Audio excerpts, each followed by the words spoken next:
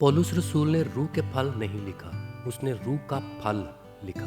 बज़ाहिर ये एक मामूली सा फ़र्क मालूम होता है, लेकिन हकीकत में ऐसा नहीं है, क्योंकि अगर फल वाहिद है तो पौलुस हमें एक नहायत अहम हकीकत समझा रहा है।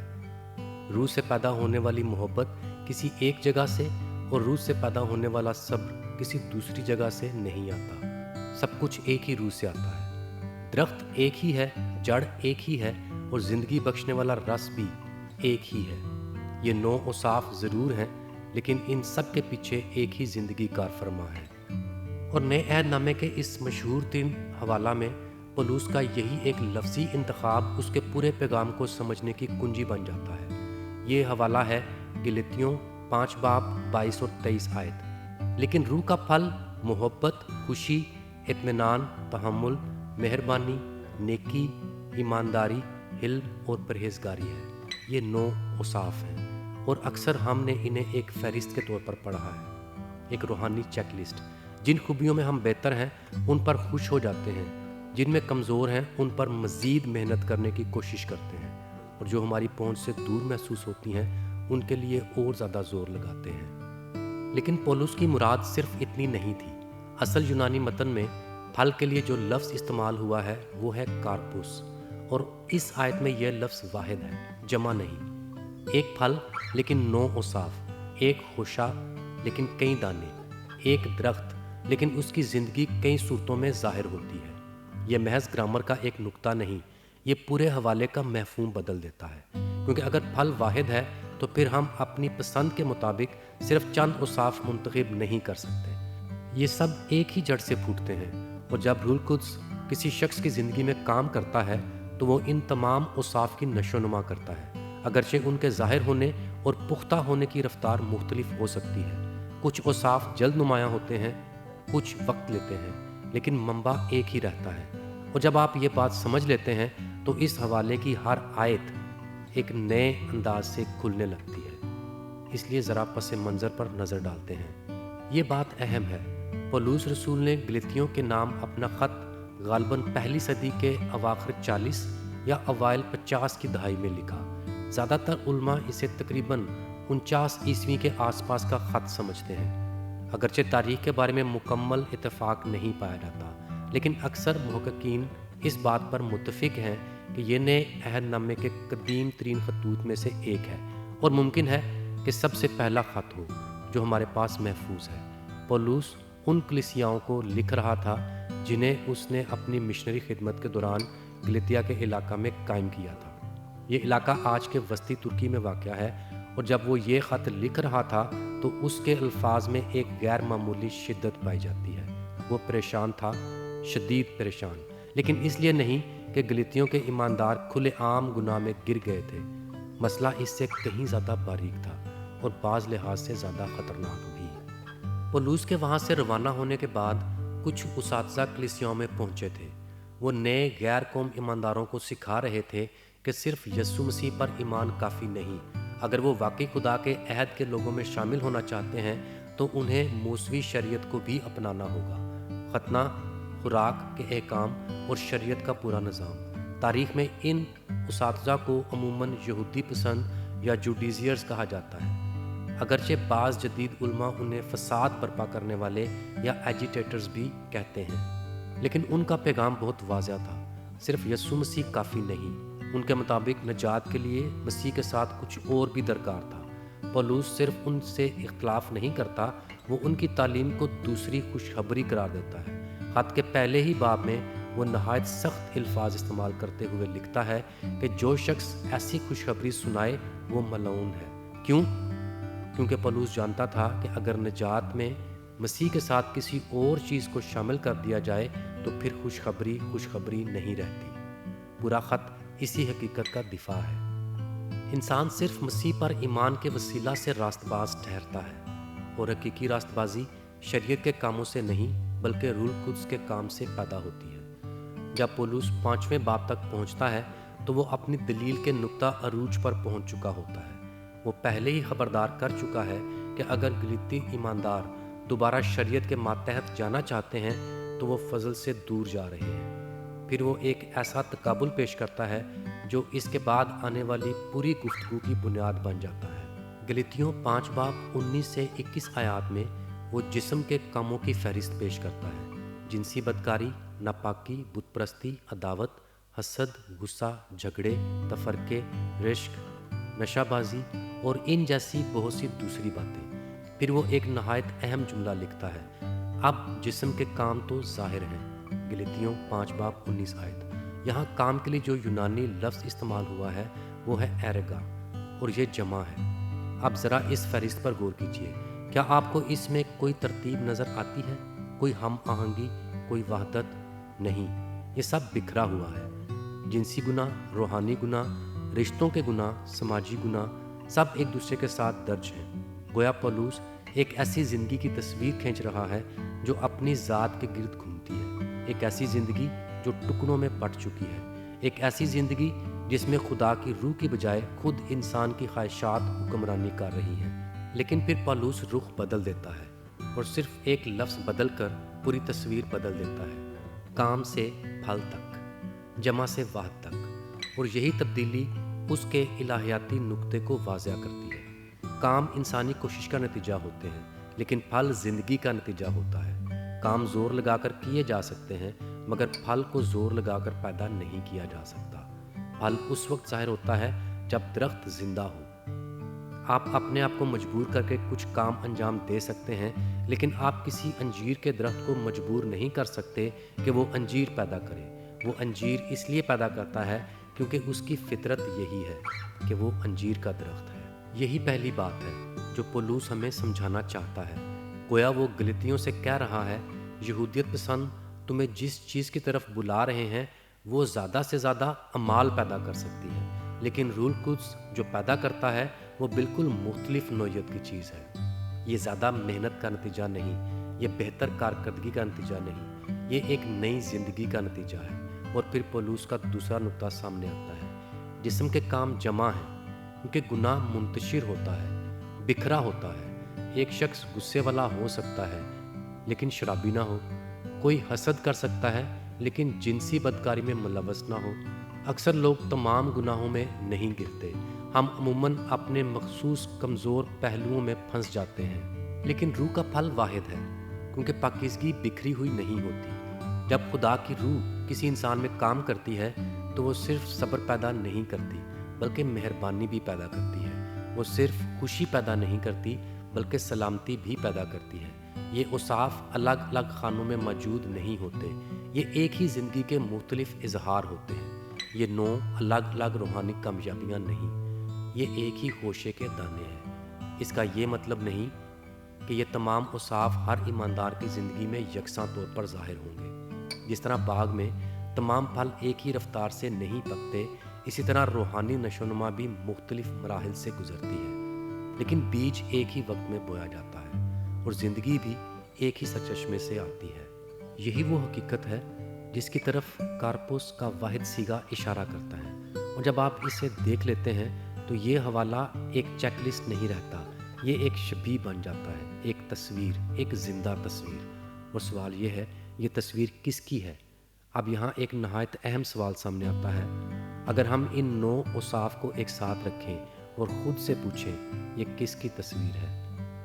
محبت، خوشی، اطمینان، تحمل، مہربانی، نیکی، ایمانداری، حلم اور پرہیزگاری، یہ اوصاف کس کی زندگی کو بیان کرتے ہیں؟ اس سوال کا جواب صرف ایک ہے: یسوع مسیح۔ ذرا غور کیجئے، یسوع محبت ہے، کیونکہ اس نے ان لوگوں کے لیے اپنی جان دے دی جو اس کے مستحق نہیں تھے۔ اس نے ان لوگوں سے محبت کی جنہوں نے اسے رد کیا، ان لوگوں سے بھی جنہوں نے اس کا مذاق اڑایا، اور ان لوگوں سے بھی جنہوں نے اسے صلیب پر چڑھایا۔ یسوع خوشی ہے، کیونکہ عبرانیوں کا مصنف 12 باب 2 آیت میں ہمیں بتاتا ہے: اس خوشی کے لیے جو اس کی نظروں کے سامنے تھی، شرمندگی کی پرواہ نہ کر کے صلیب کا دکھ سہا۔ صلیب کی اذیتوں کے باوجود اس کی نظر اس مقصد پر جمی رہی جو باپ نے اس کے لیے مقرر کیا تھا۔ یسوع سلامتی ہے۔ پولوس افسیوں کے نام اپنے خط میں لکھتا ہے کیونکہ وہی ہماری سلامتی ہے۔ افسیوں 2 باب 14 آیت۔ یسوع صرف سلامتی دینے والا نہیں، وہ خود ہماری سلامتی ہے۔ اس میں خدا اور انسان کے درمیان صلح ہے، اس میں ٹوٹے ہوئے رشتوں کی بحالی ہے اور اسی میں حقیقی شالوم پائی جاتی ہے۔ یسوع صبر ہے۔ سوچئے، اس نے 3 برس تک اپنے شاگردوں کے ساتھ سفر کیا۔ وہ بار بار اس کی بات کو سمجھنے میں ناکام رہے، وہ بار بار غلط فہمیاں رکھتے رہے، کبھی اقتدار کی بات کرتے تھے، کبھی اپنی بڑائی کی، اور کبھی اس راستے سے بھاگ جاتے تھے جس کی طرف یسوع انہیں بلا رہا تھا۔ لیکن یسوع نے انہیں ترک نہیں کیا، اس نے صبر کیا، اس نے تعلیم دی اور انہیں سنبھالتا رہا۔ یسوع مہربانی ہے۔ ہم انجیلوں میں بار بار دیکھتے ہیں کہ وہ زخمیوں کے پاس جاتا ہے، اندھوں کو چھوتا ہے، کوڑیوں کو قبول کرتا ہے، غمزدہ لوگوں کو تسلی دیتا ہے اور ان لوگوں کو عزت بخشتا ہے جنہیں معاشرے نے رد کر دیا تھا۔ یسوع نیکی ہے۔ اس کی زندگی میں کوئی فریب نہ تھا، کوئی گناہ نہ تھا، کوئی تاریکی نہ تھی۔ جو کچھ اس نے کیا وہ باپ کی مرضی کے مطابق تھا۔ یسوع وفاداری ہے، اور یہی وہ مقام ہے جہاں انجیل کی خوبصورتی سب سے زیادہ نمایاں ہوتی ہے، کیونکہ ہم اکثر بے وفا ثابت ہوتے ہیں لیکن وہ وفادار رہتا ہے۔ ہم ڈگمگا جاتے ہیں لیکن وہ قائم رہتا ہے۔ ہم وعدے توڑ دیتے ہیں لیکن وہ اپنے وعدوں کو پورا کرتا ہے۔ جیسا کہ کلام 2 تیموتھیوس 2:13 میں کہتا ہے، اگر ہم بے وفا ہوں تو بھی وہ وفادار رہتا ہے، کیونکہ وہ اپنے آپ کا انکار نہیں کر سکتا۔ یسوع حلم اور فروتنی ہے۔ وہی بادشاہوں کا بادشاہ تھا لیکن اس نے خادم کی صورت اختیار کی۔ وہی تمام اختیارات کا مالک تھا لیکن اس نے اپنے آپ کو فروتن بنایا۔ وہی آسمان کا جلال رکھنے والا تھا لیکن اس نے گنہگاروں کے درمیان رہنا قبول کیا۔ اسی لیے اس نے فرمایا، میرا جوا اپنے اوپر اٹھا لو اور مجھ سے سیکھو، کیونکہ میں حلیم ہوں اور دل کا فروتن۔ متی 11:29۔ اور آخر میں یسوع پرہیزگار ہے۔ وہ واحد انسان ہے جس نے ہر آزمائش کے درمیان کامل فرمانبرداری ظاہر کی۔ بیابان میں آزمائش کے وقت، مخالفت کے وقت، رد کیے جانے کے وقت اور حتیٰ کہ صلیب کے وقت بھی وہ گناہ کے بغیر ثابت قدم رہا۔ لہٰذا جب پولس روح کے پھل کی بات کرتا ہے تو محض ایک اخلاقی فہرست پیش نہیں کر رہا۔ وہ صرف یہ نہیں کہہ رہا کہ ایک اچھے مسیحی کو کیسا ہونا چاہیے، بلکہ وہ ہمیں ایک ایسی شبیہ دکھا رہا ہے جو اپنی کامل صورت میں یسوع مسیح کی زندگی میں نظر آتی ہے۔ یہی وجہ ہے کہ روح کا پھل صرف اچھا کردار پیدا کرنے کی بات نہیں، یہ مسیح کی مانند بننے کی بات ہے۔ اور یہی بات پولس گلاطیوں کے خط میں پہلے بھی کہہ چکا تھا۔ ایک انتہائی جذباتی لمحے میں وہ لکھتا ہے، اے میرے بچوں، جن کے لیے میں پھر درد ذہ میں ہوں، جب تک کہ مسیح تم میں صورت نہ پکڑے۔ گلاطیوں 4:19۔ غور کیجئے، پولس یہ نہیں کہتا جب تک تم زیادہ مذہبی نہ ہو جاؤ، وہ یہ بھی نہیں کہتا جب تک تم زیادہ قوانین پر عمل نہ کرو، بلکہ وہ کہتا ہے جب تک کہ مسیح تم میں صورت نہ پکڑے۔ یہی روح القدس کا کام ہے۔ روح القدس صرف لوگوں کو بہتر بنانے نہیں آتا، وہ انہیں مسیح کی شبیہ میں ڈھالنے آتا ہے۔ وہ ان کے اندر یسوع کے اوصاف کو تشکیل دیتا ہے۔ وہ ان کے دلوں میں اس کی مانند محبت پیدا کرتا ہے، اس کی مانند سلامتی پیدا کرتا ہے، اس کی مانند حلم پیدا کرتا ہے اور اس کی مانند وفاداری پیدا کرتا ہے۔ اور شاید یہی وجہ ہے کہ پولس نے پھل کو واحد رکھا، کیونکہ مسیح ایک ہے اور جب اس کی زندگی کسی انسان میں بڑھتی ہے تو وہ ایک ہی زندگی کے طور پر بڑھتی ہے، اگرچہ اس کے اظہار کے کئی پہلو ہوتے ہیں۔ ایک ہی مسیح، ایک ہی روح، ایک ہی زندگی، اور اس ایک زندگی کے 9 خوبصورت پہلو۔ اب سوال یہ ہے، اگر یہ اوصاف مسیح کی شبیہ ہیں تو ان الفاظ کے اصل یونانی معنی کیا ہیں؟ پولس نے محبت کے لیے کون سا لفظ استعمال کیا؟ خوشی سے اس کی کیا مراد تھی؟ اور سلامتی کا بائبلی مفہوم دراصل کیا ہے؟ یہیں سے ہم روح کے پھل کے پہلے 3 اوصاف کی گہرائی میں داخل ہوتے ہیں: محبت، خوشی اور سلامتی۔ اور اصل یونانی زبان میں ان کے معنی ہماری توقع سے کہیں زیادہ گہرے ہیں۔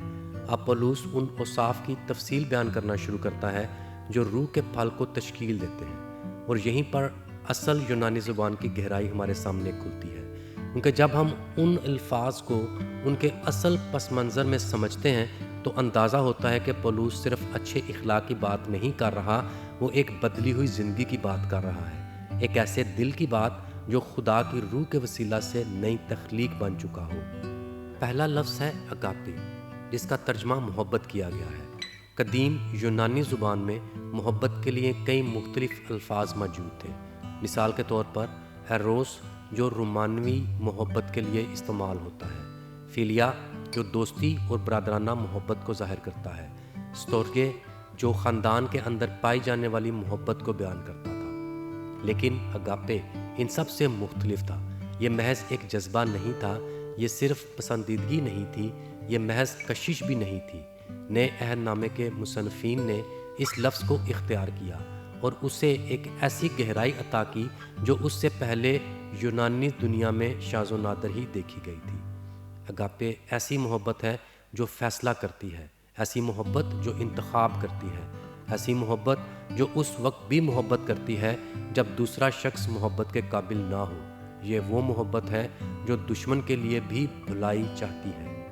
یہ وہ محبت ہے جو رد کیے جانے کے باوجود قائم رہتی ہے۔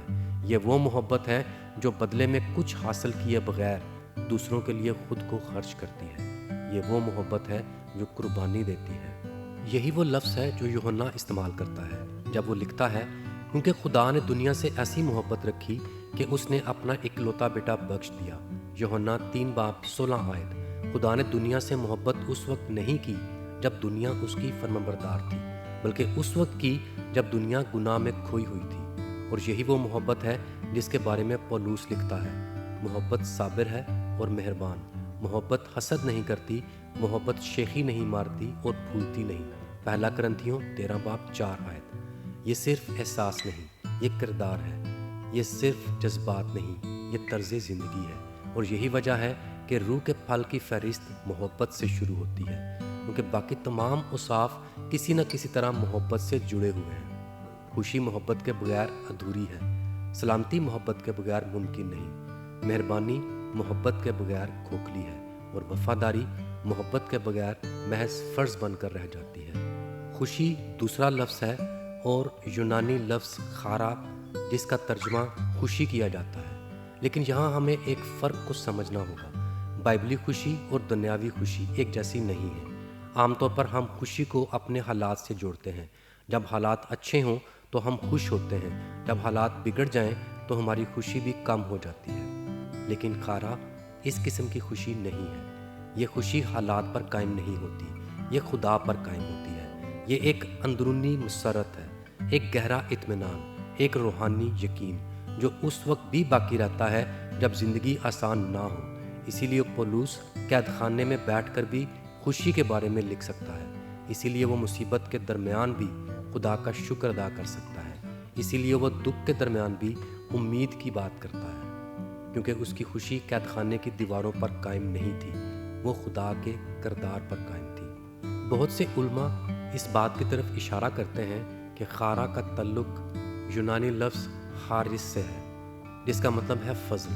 اگر یہ مشاہدہ درست ہے تو اس میں ایک نہایت خوبصورت حقیقت پوشیدہ ہے۔ حقیقی خوشی اس وقت پیدا ہوتی ہے جب انسان خدا کے فضل کو پہچان لیتا ہے، جب وہ جان لیتا ہے کہ وہ نجات اپنے زور سے نہیں پا سکا، جب وہ جان لیتا ہے کہ خدا نے اس سے محبت اس کی خوبیوں کی وجہ سے نہیں کی، جب وہ جان لیتا ہے کہ مسیح نے اس کے لیے وہ سب کچھ کیا جو وہ خود کبھی نہیں کر سکتا تھا، تب اس کے اندر ایک ایسی خوشی پیدا ہوتی ہے جو حالات کے بدلنے سے ختم نہیں ہوتی۔ یہی وجہ ہے کہ روح کی پیدا کی ہوئی خوشی مسکراہٹ سے کہیں زیادہ گہری ہوتی ہے۔ یہ دل کا وہ یقین ہے جو اندھیری رات میں بھی روشنی دیتا ہے۔ سلامتی تیسرا لفظ ہے اور یونانی لفظ ایرینی جس کا ترجمہ سلامتی کیا جاتا ہے۔ یہاں پالوس ایک ایسے تصور کی طرف اشارہ کرتا ہے جو پوری کتاب مقدس میں مرکزی اہمیت رکھتا ہے۔ یونانی دنیا میں ایرینی کا بنیادی مطلب جنگ یا دشمنی کا خاتمہ تھا، لیکن نئے عہد نامے کے مصنفین نے اس لفظ میں عبرانی پس منظر شامل کر دیا۔ یہ لفظ عبرانی لفظ شالوم کا ہم معنی بن گیا، اور شالوم صرف جنگ نہ ہونے کا نام نہیں، شالوم اس حالت کا نام ہے جس میں ہر چیز اپنی درست جگہ پر ہو، جس میں ٹوٹا ہوا بحال ہو جائے، جس میں بکھرا ہوا جمع ہو جائے، جس میں خدا کی مرضی پوری طرح نمایاں ہو۔ شالوم کا مطلب ہے کامل ہم آہنگی، کامل بحالی، کامل سلامتی اور کامل تعلق۔ اسی لیے جب کتاب مقدس سلامتی کی بات کرتی ہے تو اس کا مطلب صرف ذہنی سکون نہیں ہوتا، بلکہ اس سے کہیں زیادہ گہری حقیقت ہوتی ہے۔ پولس کے نزدیک سلامتی وہ حالت ہے جو اس وقت پیدا ہوتی ہے جب انسان خدا کے ساتھ صلح میں آ جاتا ہے، جب اس کا ضمیر خدا کے حضور آرام پاتا ہے، جب اس کی زندگی مسیح میں نئی بنیاد حاصل کرتی ہے، اور جب اس کے دل کے بکھرے ہوئے حصے خدا کے ہاتھوں دوبارہ جڑنے لگتے ہیں۔ یہی وجہ ہے کہ پولس لکھتا ہے، بس جب ہم ایمان سے راست باز ٹھہرے تو خدا کے ساتھ اپنے خداوند یسوع مسیح کے وسیلہ سے صلح رکھیں۔ رومیو 5:1۔ حقیقی سلامتی حالات کی غیر موجودگی سے پیدا نہیں ہوتی، حقیقی سلامتی خدا کی حضوری سے پیدا ہوتی ہے۔ اور یہاں ایک نہایت خوبصورت حقیقت سامنے آتی ہے۔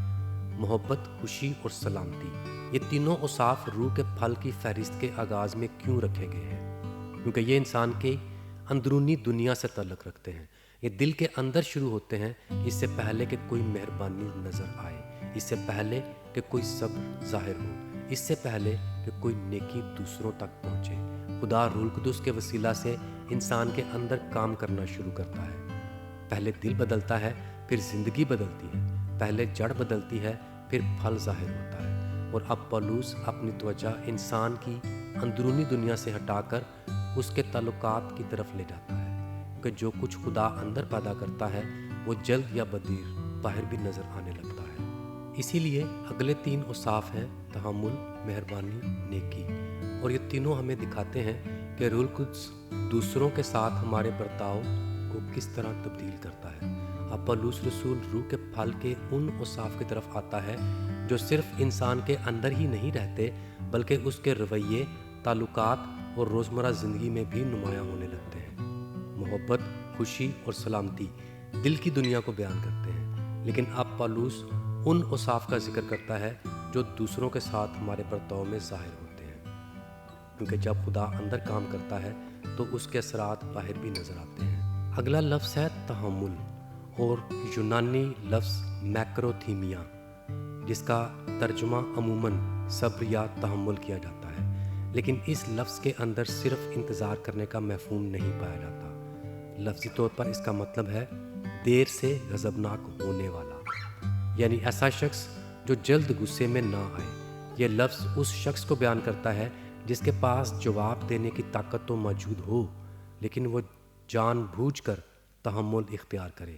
یہ کمزوری نہیں، یہ قوت کے باوجود ضبط ہے۔ یہ بے بسی نہیں، یہ اختیار کے باوجود صبر ہے۔ اس لیے بعض علماء نے میکروتھیمیا کی تعریف یوں کی ہے، وہ خوبی جو انسان کو بدلہ لینے کی قدرت رکھنے کے باوجود بدلہ لینے سے روک دیتی ہے۔ اور اگر ہم اس صفت کی کامل مثال تلاش کریں تو وہ ہمیں یسوع مسیح کی زندگی میں نظر آتی ہے۔ اس پر جھوٹے الزامات لگائے گئے، اس کی توہین کی گئی، اس کا مذاق اڑایا گیا، اس پر تھوکا گیا، اسے کوڑے مارے گئے اور آخرکار اسے صلیب پر چڑھا دیا گیا۔ لیکن اس نے انتقام نہیں لیا، اس نے آسمان کے لشکروں کو نہیں بلایا، اس نے اپنے دشمنوں کو ہلاک نہیں کیا، بلکہ صلیب پر لٹکے ہوئے اس کے یہ الفاظ تھے، اے باپ انہیں معاف کر کیونکہ یہ نہیں جانتے کہ کیا کرتے ہیں۔ لوکا 23:34۔ یہ صرف صبر نہیں تھا، یہ میکروتھیمیا تھا۔ اور جب روح القدس کسی شخص میں کام کرتا ہے تو وہ اسے بھی آہستہ آہستہ اسی طرح کا صبر سکھاتا ہے، ایسا صبر جو صرف حالات کو برداشت نہیں کرتا بلکہ لوگوں کو بھی برداشت کرتا ہے، ایسا صبر جو دوسروں کی کمزوریوں کے باوجود محبت کرنا جانتا ہے۔ اگلا لفظ ہے خرستوتس، جس کا ترجمہ مہربانی کیا جاتا ہے، لیکن بائبلی مہربانی محض خوش اخلاقی یا نرم گفتگو کا نام نہیں۔ اس لفظ میں ایک عملی پہلو شامل ہے۔ یہ ایسی مہربانی ہے جو صرف محسوس نہیں کرتی بلکہ قدم بھی اٹھاتی ہے۔ یہ صرف ہمدردی نہیں رکھتی بلکہ مدد بھی کرتی ہے۔ یہ صرف دکھ کو دیکھتی نہیں بلکہ اس کے قریب بھی جاتی ہے۔ خرستوتس اس شخص کی تصویر پیش کرتی ہے جو دوسروں کے لیے فائدہ مند بننا چاہتا ہے، جو ضرورت مند کی ضرورت کو محسوس کرتا ہے اور جہاں ممکن ہو اس ضرورت کو پورا کرنے کے لیے خود کو پیش کرتا ہے۔ اس لیے بائبلی مہربانی صرف اچھا انسان بننے کا نام نہیں بلکہ یہ دوسروں کی بھلائی کے لیے اپنے آپ کو استعمال ہونے دینا ہے۔ یہی مہربانی ہمیں خدا کی ذات میں نظر آتی ہے۔ پولس رسول لکھتا ہے، لیکن جب ہمارے منجی خدا کی مہربانی اور انسان کے ساتھ اس کی محبت ظاہر ہوئی تو اس نے ہمیں نجات بخشی۔ تیتس 3:4 اور 5 آیات۔ غور کیجئے، خدا نے صرف محبت محسوس نہیں کی، خدا نے عمل کیا۔ خدا ہماری طرف آیا، خدا نے ہمیں تلاش کیا اور خدا نے ہمیں نجات بخشی۔ اس لیے بائبلی مہربانی ہمیشہ عملی ہوتی ہے، یہ صرف الفاظ تک محدود نہیں رہتی، یہ خدمت کرتی ہے، یہ قربانی دیتی ہے، یہ دوسروں کے بوجھ اٹھاتی ہے۔ اگلا لفظ ہے اگاتھوسینی، جس کا ترجمہ نیکی کیا جاتا ہے۔ یہ ایک نہایت دلچسپ لفظ ہے۔ قدیم یونانی ادب میں اس کا استعمال بہت کم ملتا ہے۔ یہ تقریباً ایسا لفظ ہے جسے نئے عہد نامے کے مصنفین نے ایک خاص روحانی مفہوم کے ساتھ اختیار کیا ہوا ہے، کیونکہ یہ صرف اخلاقی اچھائی کی بات نہیں کرتا، بلکہ اس نیکی کی بات کرتا ہے جو خدا کی روح سے پیدا ہوتی ہے۔ یہ صرف اچھا محسوس کرنے والی نیکی نہیں، یہ اچھا کرنے والی نیکی ہے۔ یہ صرف پاک خیالات نہیں، یہ پاک اعمال بھی ہیں۔ یہ صرف اچھے ارادے نہیں، یہ عملی راست بازی ہے۔ بعض اوقات مہربانی اور نیکی ایک جیسی محسوس ہوتی ہے، لیکن ان میں ایک باریک فرق موجود ہے۔ مہربانی دوسروں کی ضرورت کو دیکھتی ہے اور اس کی مدد کرتی ہے، جبکہ نیکی حق اور راست بازی کے مطابق عمل کرتی ہے، چاہے وہ عمل مشکل ہی کیوں نہ ہو۔ یسوع مسیح کی زندگی میں یہ دونوں اوصاف کامل طور پر اکٹھے نظر آتے ہیں۔ وہ گنہگاروں کے لیے مہربان تھا، لیکن گناہ کے بارے میں سچ بولنے سے کبھی پیچھے نہیں ہٹا۔ وہ شفقت سے بھرپور تھا، لیکن حق پر قائم بھی تھا۔ اسی لیے روح کی پیدا کی ہوئی نیکی کبھی کمزور نہیں ہوتی۔ وہ محبت کرنے والی بھی ہوتی ہے اور راست باز بھی۔ وہ رحم دل بھی ہوتی ہے اور سچائی پسند بھی۔ اب ان تین اوصاف کو ایک ساتھ دیکھیے، صبر، مہربانی اور نیکی۔ یہ تینوں مل کر اس شخص کی تصویر پیش کرتے ہیں جس کی زندگی میں روح القدس کام کر رہا ہے۔ یہ اوصاف ہمیں بتاتے ہیں کہ ہم ان لوگوں کے ساتھ کیسا برتاؤ کرتے ہیں جو ہمیں تکلیف پہنچاتے ہیں، جو ہماری مدد کے محتاج ہوتے ہیں اور جو ہمیں بدلے میں کچھ بھی نہیں دے سکتے۔ یہیں پر روح کے پھل کی خوبصورتی اور بھی نمایاں ہو جاتی ہے، کیونکہ پولس صرف یہ نہیں بتا رہا کہ ایک ایماندار کیا ایمان رکھتا ہے، وہ یہ بھی دکھا رہا ہے کہ ایک ایماندار کی زندگی کیسے دکھائی دیتی ہے۔ اور اب جو تصویر سامنے آئی ہے وہ نہایت واضح ہے۔ جسم کے کام بکھرے ہوئے ہیں، روح کا پھل متحد ہے۔ جسم خود پر مرکوز ہے، روح مسیح پر مرکوز ہے۔ جسم بکھیرتا ہے، روح تعمیر کرتی ہے۔ اور یہی وہ مقام ہے جہاں پولس کی تعلیم ہمیں یسوع کی ایک اور تعلیم کی طرف لے جاتی ہے، ایک ایسی تعلیم جس میں پھل، شاخ، تاک اور زندگی کا وہی تصور موجود ہے جس کی طرف پولس اشارہ کر رہا ہے۔ اپنی مصلوبیت سے ایک رات پہلے یسوع نے اپنے شاگردوں کو ایک تمثیل سنائی جو روح کے پھل کو سمجھنے میں ہماری مدد کرتی ہے، تاک اور شاخوں کی تمثیل۔ اور اسی تمثیل میں ہمیں معلوم ہوتا ہے کہ یہ پھل پیدا کیسے ہوتا ہے۔ اب تک پولس رسول ہمیں روح کے پھل کی ایک نہایت خوبصورت تصویر دکھا چکا ہے۔ ہم نے دیکھا کہ روح کا پھل واحد ہے۔ ہم نے دیکھا کہ یہ 9 الگ الگ کامیابیاں نہیں بلکہ ایک ہی زندگی کی صفات ہیں۔ ہم نے یہ بھی دیکھا کہ محبت، خوشی، سلامتی، صبر، مہربانی اور نیکی دراصل اس کردار کی جھلک ہیں جو اپنی کامل صورت میں یسوع مسیح میں نظر آتا ہے۔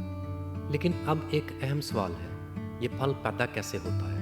روح القدس یہ کام کس طرح کرتا ہے اور ایک ایماندار اس عمل میں کیا کردار ادا کرتا ہے؟ یہی وہ مقام ہے جہاں پولس کی تعلیم ہمیں یسوع کی ایک مشہور تعلیم تک لے جاتی ہے۔ مصلوب ہونے سے ایک رات پہلے یسوع نے اپنے شاگردوں سے ایک طویل گفتگو کی۔ یہ گفتگو یوحنا کی انجیل کے باب 13 سے 17 تک پھیلی ہوئی ہے۔ یہ وہ رات تھی جب آخری عشائیہ ہو چکا تھا۔ یسوع شاگردوں کے پاؤں دھو چکا تھا۔ وہ انہیں بتا چکا تھا کہ جلد ہی وہ ان کے درمیان سے رخصت ہونے والا ہے۔ اور غالباً جب وہ گتسمنی کی طرف جا رہے تھے اور انگور کے باغات کے درمیان سے گزر رہے تھے، یسوع نے ایک ایسی تمثیل بیان کی جس کی روشنی میں پولس کی یہ تعلیم اور بھی واضح ہو جاتی ہے۔ یسوع نے فرمایا، میں حقیقی انگور کا درخت ہوں، وہ میرا باپ باغبان ہے۔ جو کوئی مجھ میں رہ کر پھل نہیں لاتا وہ اس کو کاٹ ڈالتا ہے، اور جو پھل لاتا ہے اسے چھانٹتا ہے تاکہ زیادہ پھل لائے۔ یوحنا 15 باب 1 اور 2 آیات۔ اور چند آیات بعد اس نے فرمایا، میں انگور کا درخت ہوں، تم ڈالیاں ہو۔ جو مجھ میں قائم رہتا ہے اور میں اس میں، وہی پھل لاتا ہے، کیونکہ مجھ سے جدا ہو کر تم کچھ نہیں کر سکتے۔ یوحنا 15 باب 5 आयत। यहाँ यसू एक नहायत अहम यूनानी लफ्ज़ इस्तेमाल करता है, मैनू। यही लफ्ज़ इस पूरे हिस्से का मरकज़ी लफ्ज़ है। यूहन्ना 15 में यसू बार बार इसी लफ्ज़ को दोहराता है और इसके मानी हैं कायम रहना, ठहरे रहना, जुड़े रहना, राब्ते में रहना, वाबस्ता रहना। यह महज किसी जगह मौजूद रहने का लफ्ज़ नहीं, ये एक ज़िंदा ताल्लुक़ का लफ्ज़ है। ये उस शाख की तस्वीर है जो अंगूर के दरख्त से मुसलसल जुड़ी रहती है, जो मुसलसल उससे ज़िंदगी हासिल करती रहती है, जो हर लम्हा उस पर इन्हिसार करती है। और यही वो मुकाम है जहाँ यस्सू और पौलुस की तालीम एक दूसरे से मिल जाती हैं। पौलुस कहता है रूह फल पैदा करती है, यस्सू फरमाता है फल उस वक्त पैदा होता है जब शाख ताक में कायम रहती है। जब हम इन दोनों तालीमात को एक साथ रखते हैं तो पूरी तस्वीर वाज़िया हो जाती है। फल कोशिश से पैदा नहीं होता, फल ताल्लुक़ से पैदा होता है। फल मेहनत का नतीजा नहीं, फल ज़िंदगी का नतीजा है। ज़रा एक अंगूर की शाख के बारे में सोचिए। क्या वो सुबह उठकर खुद से कहती है आज मुझे ज़्यादा अंगूर पैदा करने हैं? क्या वो ज़ोर लगाती है? क्या वो कशमकश करती है? क्या वो अपनी ताकत से फल बनाती है? हरगिज़ नहीं। वो सिर्फ ताक से जुड़ी रहती है और ताक की ज़िंदगी उसमें बहती रहती है। फिर फल खुद ब खुद ज़ाहिर होने लगता है। यही वजह है कि यस्सू ने नहीं फरमाया मेरे लिए ज़्यादा मेहनत करो, बल्कि उसने फरमाया मुझ में कायम रहो। यूहन्ना 15:4 आयत। और यही वो बात है जिसे बहुत से ईमानदार नज़रअंदाज कर देते हैं। हम अक्सर रूहानी तरक्की को एक मंसूबे की तरह देखते हैं। हम कहते हैं मुझे ज़्यादा साबिर बनना है, मुझे ज़्यादा मेहनत करने वाला बनना है, मुझे ज़्यादा मेहरबान बनना है, और फिर हम अपनी कुव्वत से ये सब पैदा करने की कोशिश करते हैं। लेकिन कुछ अरसे बाद हम थक जाते हैं, क्योंकि रूह के फल को इंसानी कोशिश से पैदा नहीं किया जा सकता। आप एक दिन के लिए मेहरबान बन सकते हैं, आप चंद घंटों के लिए तहम्मुल दिखा सकते हैं, आप कुछ वक्त के लिए मुस्कुराते रह सकते हैं, लेकिन अगर ये सब सिर्फ आपकी अपनी ताकत पर कायम है तो जल्द या बदीर वो ख़त्म हो जाएगा। इसीलिए पौलुस ने एर्गा यानी काम का लफ्ज़ इस्तेमाल नहीं किया, उसने कार्पुस यानी फल का लफ्ज़ इस्तेमाल किया था, क्योंकि वो जानता था कि ये किरदार इंसानी मेहनत से पैदा नहीं होता। ये उस ज़िंदगी से पैदा होता है जो खुदा की रूह ईमानदार के अंदर पैदा करती है। जिन लोगों से यस्सू ये बात कर रहा था वो अंगूर के बागात से अच्छी तरह वाकिफ़ थे। वो जानते थे कि अगर कोई शाख ताक से अलग कर दी जाए तो चंद घंटों तक वो बिल्कुल ठीक नज़र आ सकती है, उसके पत्ते भी सब्ज दिखाई दे सकते हैं, लेकिन उसकी ज़िंदगी ख़त्म हो चुकी होती है। चंद ही दिनों में वो मुरझाने लगती है, फिर खुश्क हो जाती है और आखिरकार बेजान हो जाती है, क्योंकि उसकी अपनी कोई ज़िंदगी नहीं थी। वो जो कुछ थी ताक की वजह से थी। बिल्कुल यही बात ईमानदार की ज़िंदगी पर भी साबित आती है। हमारी रूहानी ज़िंदगी खुद हमारी पैदा करदा नहीं है, वो मसीह से आती है। रूहुल कुद्स उस ज़िंदगी को हमारे अंदर जारी रखता है, और जो कुछ बाहर नज़र आता है वो अंदर बहने वाली उस ज़िंदगी का सबूत होता है। यही रूह के फल की असल हकीकत है। कोई शख्स अंगूर तराश कर शाखों पर नहीं चिपकाता, अंगूर खुद पैदा होते हैं, और जब अंगूर पैदा होते हैं तो हर शख्स जान लेता है कि ताक जिंदा है। इसी तरह जब मोहब्बत ज़ाहिर होती है, जब सलामती कायम रहती है, जब सब्र बढ़ता है, जब मेहरबानी नुमायाँ होती है, तब ये इस बात का सबूत है कि मसीह की ज़िंदगी अंदर काम कर रही है। लेकिन यीशु की तमसील यहाँ ख़त्म नहीं होती। वो एक और हैरानकुन हकीकत बयान करता है, एक ऐसी हकीकत जो रूहानी तरक्की के बारे में हमारे बहुत से तसव्वुरात को बदल देती है। यीशु फरमाता है कि बाप उन शाखों को भी छांटता है जो पहले ही फल ला रही होती हैं। क्यों? अगर वो फल ला रही हैं तो फिर उन्हें क्यों छांटा या काटा जाता है? और यही सवाल हमें यूहन्ना 15 के अगले सबक की तरफ ले जाता है। अब यीशु की तमसील एक ऐसे मकाम पर पहुंचती है जिसे बहुत से लोग पढ़ते तो हैं, लेकिन उसकी गहराई को पूरी तरह महसूस नहीं करते। यीशु फरमाता है, और जो फल लाती है उसे छांटता है ताकि ज़्यादा फल लाए। यूहन्ना 15:2। ज़रा इस जुमले पर गौर कीजिए। बाप किन शाहों को छांटता है? मुर्दा शाहों को? नहीं। बेफल शाहों को? नहीं। यीशु खास तौर पर उन शाहों की बात कर रहा है जो पहले ही फल ला रही हैं, यानी जिंदा शाखें, सेहतमंद शाखें और फलावर शाखें। यही बात हमें हैरान करती है, क्योंकि हमारी सोच अक्सर ये होती है کہ اگر کوئی شخص خدا کے ساتھ وفاداری سے چل رہا ہے تو اس کی زندگی آسان ہونی چاہیے۔ اگر وہ پھل لا رہا ہے تو اسے مزید مشکلات کا سامنا کیوں کرنا پڑتا ہے؟ اگر وہ خدا کے قریب ہے تو پھر آزمائشیں کیوں آتی ہیں؟ اگر وہ درست راستے پر چل رہا ہے تو پھر بعض چیزیں اس سے کیوں لے لی جاتی ہیں؟ لیکن یسوع ایک مختلف حقیقت بیان کرتا ہے۔ باغبان شاخ کو سزا دینے کے لیے نہیں تراشتا، وہ اسے زیادہ پھل آور بنانے کے لیے تراشتا ہے۔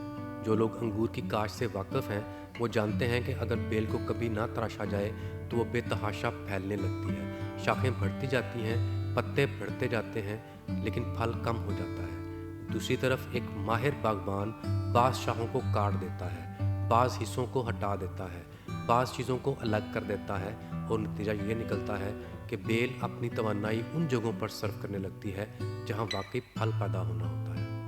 روحانی زندگی میں بھی اکثر ایسا ہی ہوتا ہے۔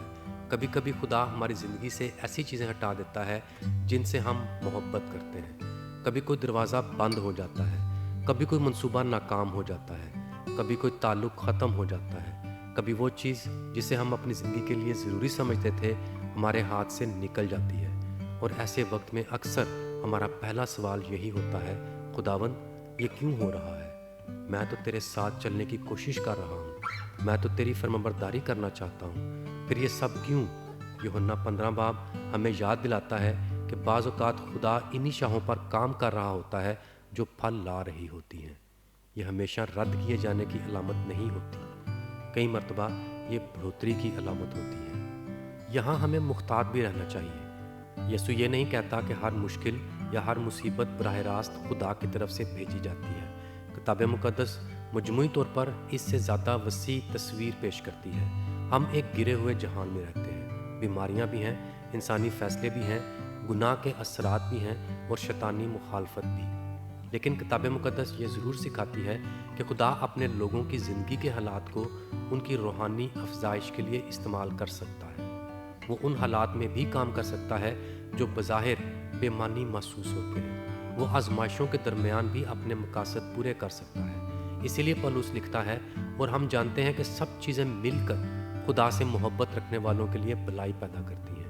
رومیو 8 باب 28 آیت۔ یہ آیت یہ نہیں کہتی کہ سب چیزیں اچھی ہیں، بلکہ یہ کہتی ہے کہ خدا سب چیزوں کو اپنے لوگوں کی بھلائی کے لیے استعمال کر سکتا ہے۔ جس طرح باغ میں مختلف موسم آتے ہیں، اسی طرح روحانی زندگی بھی مختلف مراحل سے گزرتی ہے۔ یہاں ایک اور حقیقت بھی سامنے آتی ہے، روحانی ترقی ہمیشہ سیدھی لکیر میں نہیں چلتی۔ ہم اکثر چاہتے ہیں کہ ہماری زندگی مسلسل اوپر جاتی رہے، ہر مہینہ پہلے سے زیادہ مضبوط، ہر سال پہلے سے زیادہ کامیاب، ہر دن پہلے سے زیادہ پھلاور۔ لیکن باغات اس طرح کام نہیں کرتے، اور اکثر روحانی زندگی بھی اس طرح کام نہیں کرتی۔ کبھی بہار آتی ہے، نئی کونپلیں پھوٹتی ہیں، کبھی گرمی آتی ہے اور پھل بڑھنے لگتا ہے، کبھی خزاں آتی ہے اور فصل تیار ہوتی ہے، اور کبھی سردی کا موسم آتا ہے جب بظاہر سب کچھ خاموش دکھائی دیتا ہے۔ لیکن خاموشی ہمیشہ موت کی علامت نہیں ہوتی، بعض اوقات خاموشی گہری نشو و نما کی علامت ہوتی ہے۔ کبھی خدا سطح کے نیچے کام کر رہا ہوتا ہے، کبھی جڑیں مضبوط ہو رہی ہوتی ہیں، کبھی وہ ایسی چیزیں تیار کر رہا ہوتا ہے جو ابھی ظاہر نہیں آ رہی۔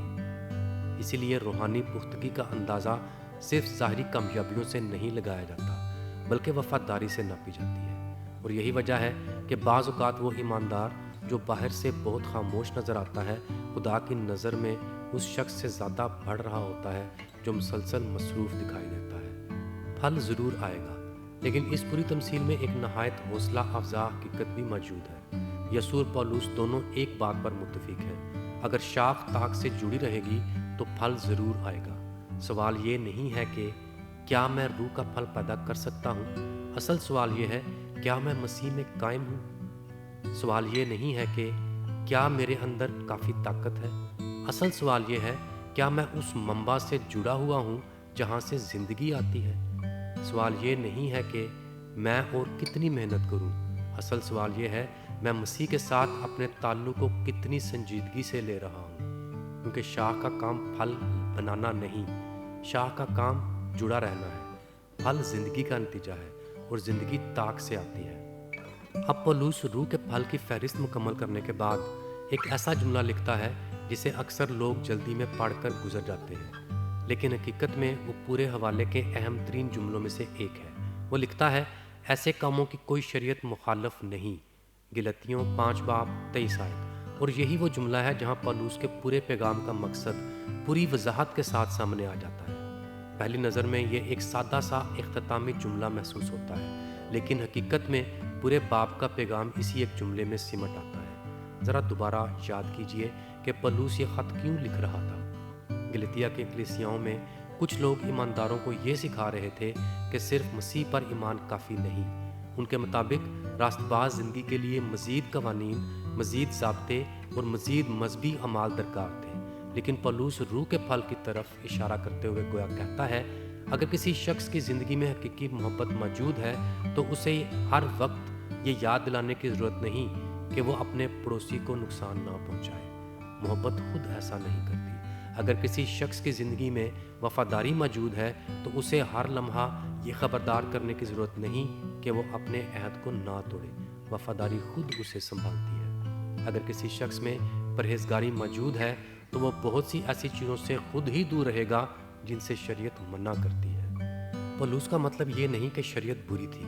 کتاب مقدس کبھی ایسا نہیں سکھاتی، بلکہ اس کا مطلب یہ ہے کہ روح القدس انسان کے اندر وہی مقصد پورا کرتی ہے جس کی طرف شریعت اشارہ کر رہی تھی۔ اسی لیے پالوس رومیو کے خط میں لکھتا ہے، محبت اپنے پڑوسی سے بدی نہیں کرتی، بس محبت شریعت کی تعمیل ہے۔